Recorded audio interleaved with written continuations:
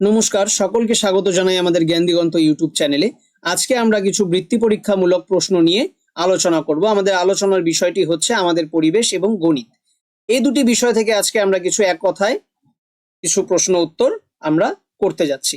তো সরাসরি প্রশ্নের দিকে যাওয়া যাক। প্রথম প্রশ্নটি হচ্ছে, আমাদের শরীরের রক্ত শোধন করতে কোন অঙ্গ সাহায্য করে? সঠিক উত্তরটি হচ্ছে ফুসফুস। পরবর্তী প্রশ্ন, ব্রোঞ্জ কোন কোন ধাতুর মিশ্রণে তৈরি হয়? সঠিক উত্তরটি হচ্ছে তামা ও টিন। পরবর্তী প্রশ্ন, মানুষ প্রথম কোন পশুকে পোষ মানিয়েছিলেন? সঠিক উত্তরটি হচ্ছে কুকুর। পরবর্তী প্রশ্ন, পশ্চিমবঙ্গের কোন জেলাকে ধানের ভান্ডার বলা হয়?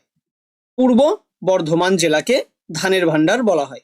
পরবর্তী প্রশ্ন, জোয়ার ভাটা হওয়ার প্রধান কারণ কি? চাঁদ ও সূর্যের আকর্ষণ। প্রধানত চাঁদের আকর্ষণকেই আমরা জোয়ার ভাটার প্রধান কারণ হিসেবে ধরি। পরবর্তী প্রশ্ন, একটি লতানো ঔষধি উদ্ভিদের নাম লেখো। সঠিক উত্তরটি হচ্ছে থানকুনি বা ব্রাহ্মী। পরবর্তী প্রশ্ন, ডোডো পাখি কোন দ্বীপে বাস করত, যা এখন পৃথিবী থেকে বিলুপ্ত হয়ে গেছে? সঠিক উত্তরটি হচ্ছে মরিশাস দ্বীপে। পরবর্তী প্রশ্ন, তরল অধাতু কোনটি? সঠিক উত্তরটি হচ্ছে ব্রোমিন।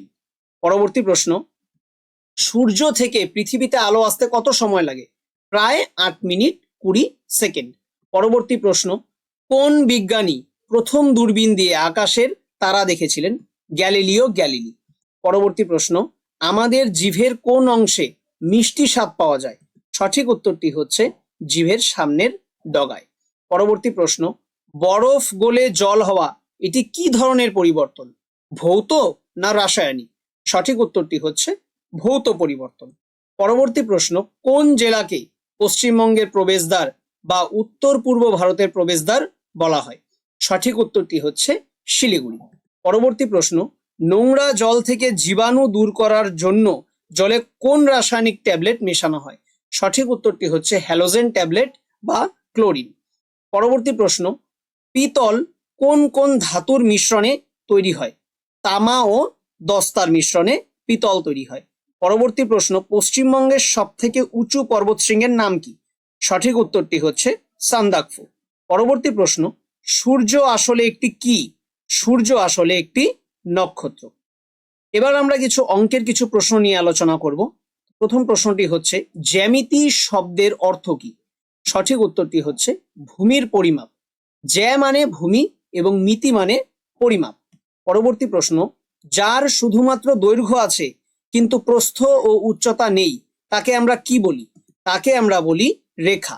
পরবর্তী প্রশ্ন, একটি বিন্দুর কটি মাত্রা থাকে? আমরা জানি যে বিন্দুর কোনোই মাত্রা থাকে না, এটি কেবল মাত্রাহীন।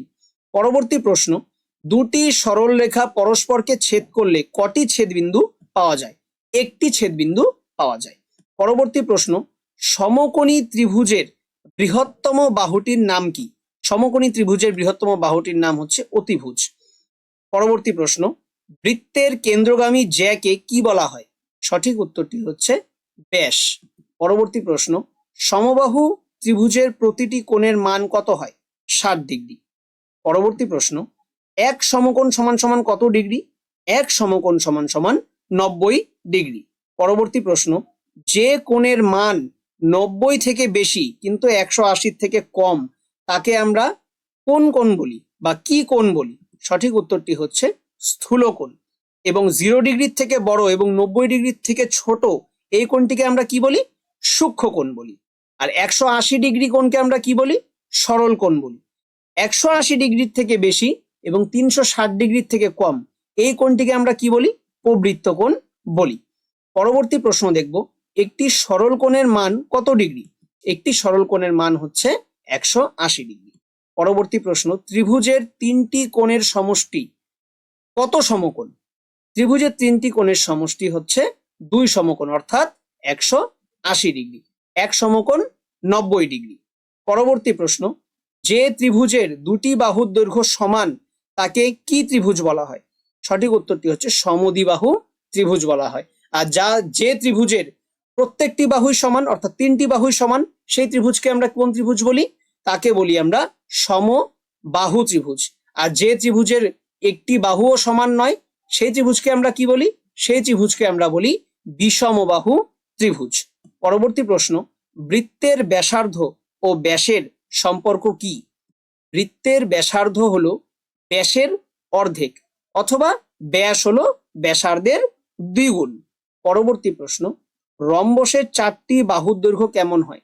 রম্বসের 4টি বাহুর দৈর্ঘ্য সমান হয়।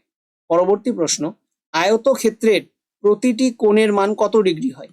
প্রতিটি কোণের মান এক সমকোণ বা 90 ডিগ্রি।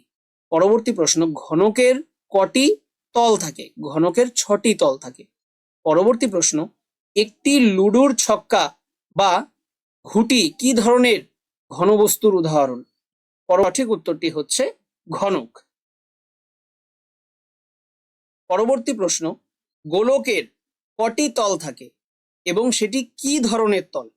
সঠিক উত্তরটি হচ্ছে গোলকের একটি তল থাকে এবং সেটি হচ্ছে বক্রতল।